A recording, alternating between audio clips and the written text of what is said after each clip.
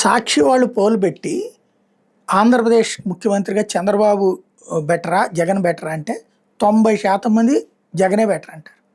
ఓ 10% మంది తెలుగుదేశం వాళ్ళు వెళ్ళి అక్కడ కాదని చంద్రబాబుకి వేస్తారు.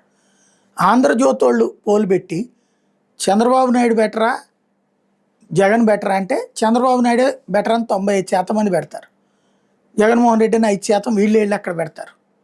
అదే ఆంధ్రజ్యోతి చంద్రబాబు నాయుడు బెటరా పవన్ కళ్యాణ్ బెటరా అంటే 45-55 వస్తాయి. ఇది ఆ సంస్థలకు సంబంధించి మన రెప్యుటేషను వాళ్ళని చదివేవాళ్ళు ఈ లెక్క.